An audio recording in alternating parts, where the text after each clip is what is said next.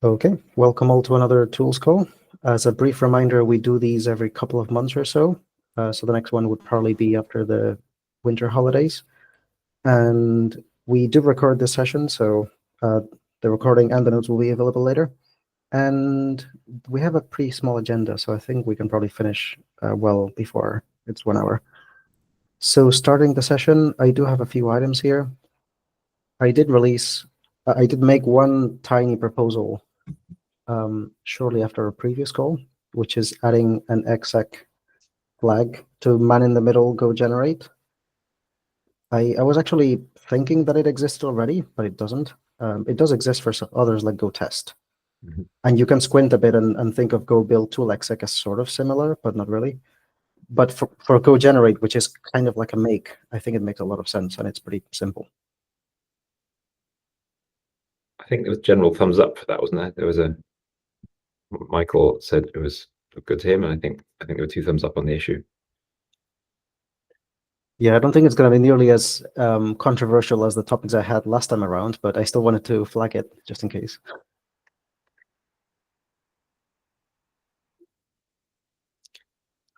Where's the notes for this meeting?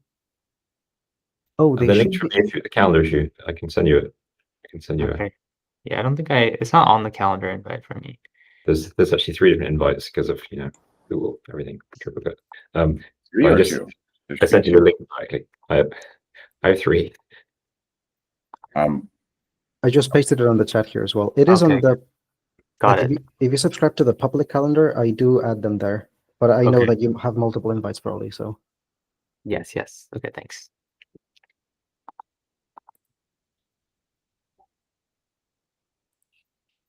So I guess to your point, Daniel, I think this seems like a fine feature. It's just waiting for somebody to write the code and send a CL, which might be one of us, but I suspect it probably won't make the freeze unless somebody sends it from outside. Totally not a priority from my side. I was just flagging it in case anybody had something to add. The next one is an issue that I filed actually a while back, almost 2 years ago. The TLDR is that we noticed in the Q project that our test caching on CI was really bad to the point that we weren't using any caching at all. The build cache was working okay, but the test cache wasn't.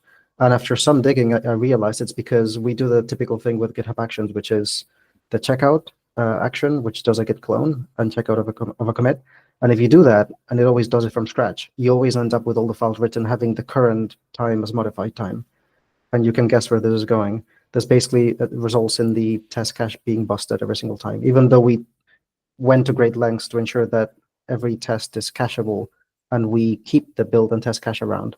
So we did work around this with the, we have like a 2-step thing. First, we reset all the directories to I think it was like a fixed point in time in the past. And then we use the git, there's a script that somebody wrote that's called, what was it called? Git restore mtime, which basically for every regular file, it looks at the commit time and it sets that as the mtime. So that fixes the test caching, but it is 2 extra steps that we have to take. And this script doesn't work with directories because Git doesn't track directories. So we found a solution for ourselves, but it's kind of hacky. And I think in general, people that want to use Go in CI, unless they notice, oh, wait, my CI is being really slow. I think this is a bit of a general problem. And there's been a bit of back and forth here because nobody can figure out a good solution, but I still wanted to float this again because it's kind of bothering me that we have to figure it out ourselves. Yeah, I agree. Sam, you want to say anything? So is this a GitHub specific issue, like a Git specific issue? It's definitely an issue with anybody using GitHub Actions with Go and trying to set up caching the straightforward way. But I also would say that it's an issue with most CI platforms because most CI platforms will do a git clone of the source being tested. Mm. The file timestamps should really have no bearing on the output. I think there's no. I mean, even the build system uses them only to detect things that may have changed because they have a different timestamp. But they should really not feed into the actual bits of the output at all. No, so there's Rob might be able to say this. Oh, sorry, I was just saying that there is some discussion on the issue, which may be what you were about to say, Dan. And I guess, this was intentional, and the decision was made that rereading the files and computing hashes is too expensive. Yeah, I think there's a line drawn between source files and test files, because source files, you assume that they're small, so they get hashed, but test files, they could be hundreds of megabytes in theory, right? So Mm. my only idea there was to sort of draw a line at the size of the file, because the work that already happens, you already have the file information, you have the size. But then Ross pointed out, well, it's going to be a bit weird if we do that. And I agree, but I can't come up with anything better. Yeah, I think that would be very confusing. My only last idea is there anything in modern file systems that will give us like a cheap hash or like a cheap sum? Well, depends on the file system. We wish this all the time. Yeah, I mean, Google has some internal ones that do that, but because they're essentially on a version control system, so you can get that through extended attributes. You can get things like the shard digest, but it's not really affordable for, and it certainly isn't on Macs and Linux, which are the two platforms we care the most about. I wonder if the test data directory could be treated specially, but that's where the big files are, as you point out. Yeah, I think this is a problem with test data directories, right? Because anything outside of test data directories is source files, so those get hashed. Oh, I see. Right. Yeah. Definitely don't expect that we reach a conclusion here. I just wanted to float it. That's Yeah. all.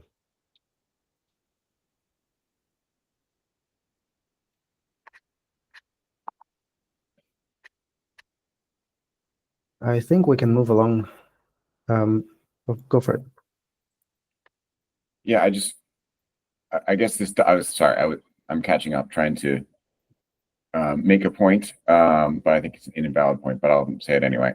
This new Go cache prog being added for 124, but I think that's only the build cache, so it wouldn't be relevant here. So yeah, that's not relevant. I guess we don't have any sort of similar constraints for the build cache where we would look at M times. So this isn't an issue there. It's an interesting thought, because actually the way most CI systems do caching kind of stinks a bit, because you have to like save the whole cache and then restore it all in a single go. And it's on some systems that's actually really slow. Like on Windows, restoring the whole cache, expanding a zip basically takes like 20 seconds if you have a decently sized cache. So a remote cache could be nice, but I can't find anything about cache proc supporting test cache. This is an issue that's just gone through the proposal committee, I think. Just got approved. Yeah, So it's 64876. As you provide an executable that is essentially a block storage device, and it would the tool would use it to. But I will also say that briefly that any solution that requires like a fairly complex setup isn't really resolving the issue, because this is basically like the out of the box experience, right? Yeah.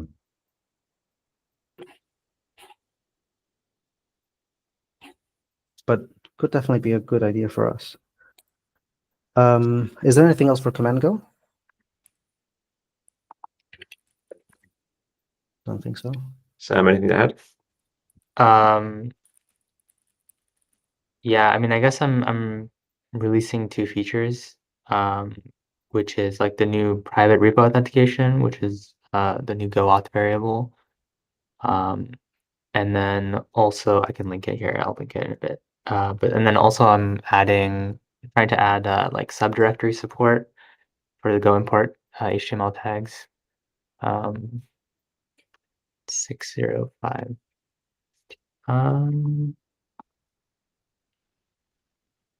Sure. No, let me link it here. That's that one. That's for Go auth. And yeah, that's pretty much it for me.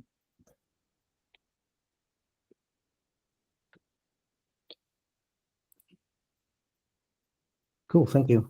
Go, please. We'll leave it to you guys. Yeah, I thought I would just give an update. I didn't really have anything particular to discuss on the agenda. The update is that we want to release Go Please as soon as possible. It's been a long time, primarily just because we've been working on other things that weren't Go Please. So we have, it's been a while, I think like 7 months since our last minor release, and we are just trying to burn down a few remaining issues before we cut the 17.0 release. The only real feature that I want to add before we cut a pre-release is I have a CL implementing chain signature refactoring that I want to land before we cut the pre-release. So that I'm hoping to do this week, but we'll see. I'll make a note that we did struggle a bit setting up our integration testing with older Go versions. This may be interesting for other tool authors. So with the 17 release, we updated the Go Please Go.mod to 123.1. So we're always building Go Please with the latest toolchain. And we thought initially that that would give us integration testing with older Go versions for free. Like we still have 121 and 122 try-bots.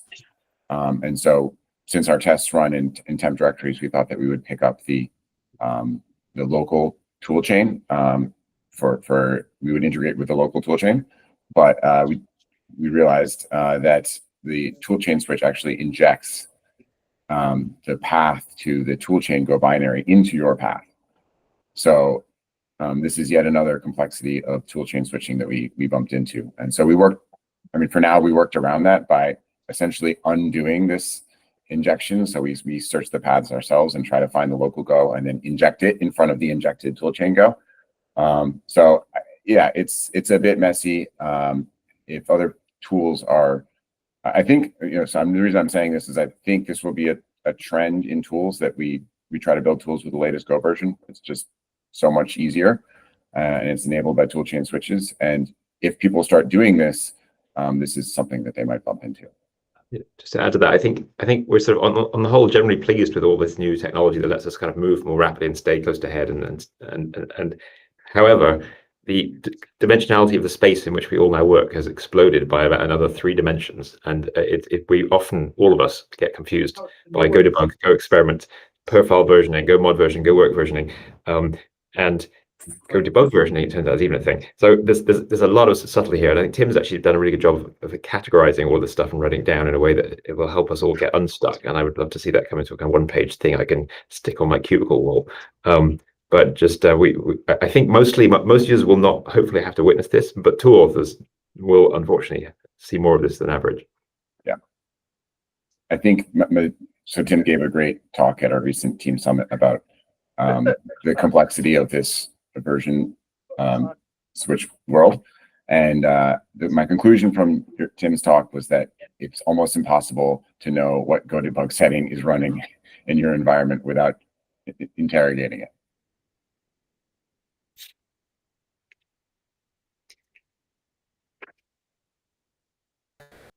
I'll also mention that, and this is one of those issues that I filed a while back and I almost forgot about, but I did follow an issue about CI best practices, documenting them somewhere. I think it got stalled because the wiki was on GitHub and we didn't want to add more pages, but I did add one last item there, which is to set Go toolchain equals local to test matrices of Go versions, because I run into exactly the same issue.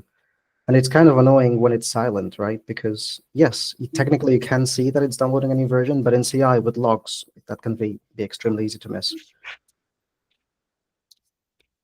Almost to the point that I think that maybe, there's CI integrations like action/setup Go on GitHub.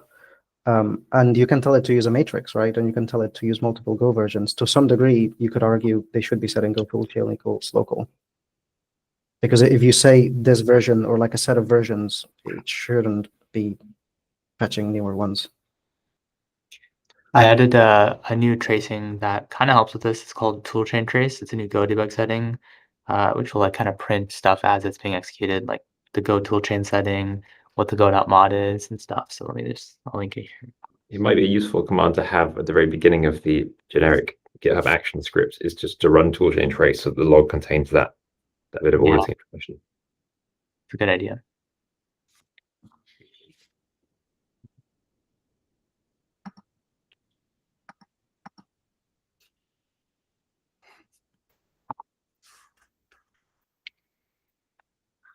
Cool. Moving along. The next section is tools and Go libraries.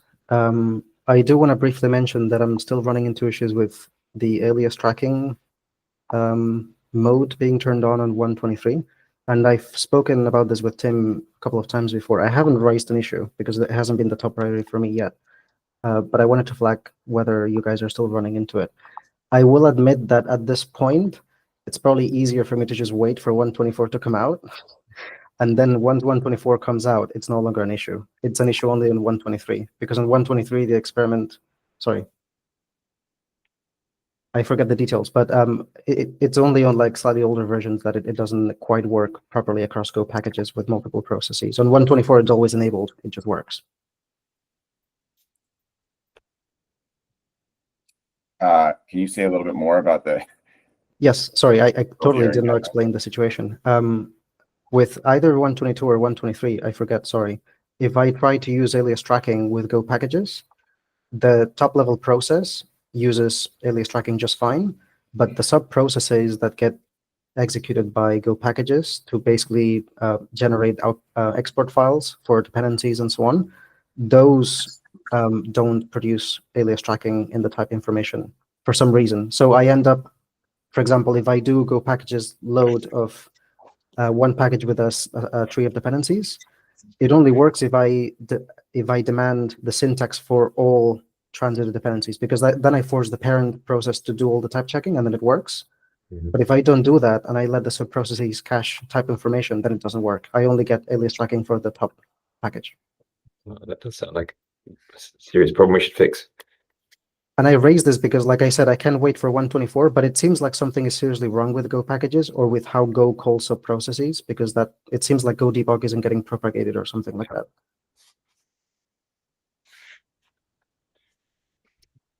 Yes, that is exactly what that sounds like. And it's because it's set by the main package, right? So it's actually probably the executable. I wonder if the parent executable and the child executable just have different policy preferences in them. Because Godebug's not. I suspect it's a difference between the Go list and the parent process. Not agreeing. But anyways, I think this is we probably need an issue filed because this is going to take a lot of digging. Okay, I'll do that. I wanted to sense whether this is something that should be looked into regardless, or we can say, 24 is close enough. Because for me, that's the case, right? For me, I don't care that much as long as it works. We should look into it. We support 2 versions plus tip. Yeah, this sounds like a thing that's better to iron out now. Should be pretty easy to write a small reproducer. I'll try to do that today. I think it's probably because they're using export data, which is something that we actually very rarely use in our tools. That we don't observe this so far. And we do use export data, but not through the Go package load mechanism, where it's getting the compiler to write it and then we're reading it. Go please uses export data that it has written and read itself using a different implementation of the encoder, and so it never has that kind of consistency problem. Anything else for tools and Go libraries? So I think that was it. Okay, on to miscellaneous. Yeah, I just had one item, which is just I'll be in Florence for the GoLab conference next week, and if anyone's around, I'd love to chat. I'll be there as well. All right.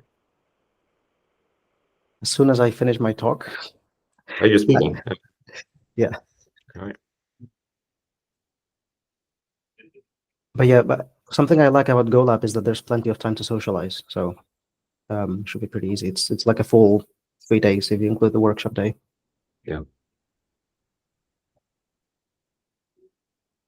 Cool.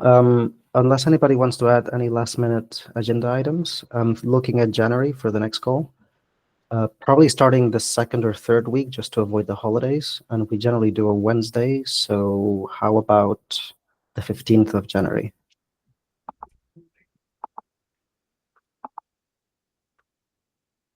Sure.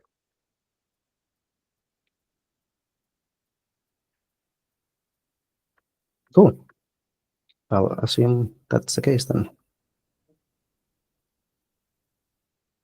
Yep, sounds Just good. before all hell breaks loose. What do you mean? What do I mean? You didn't see the news last night? Oh,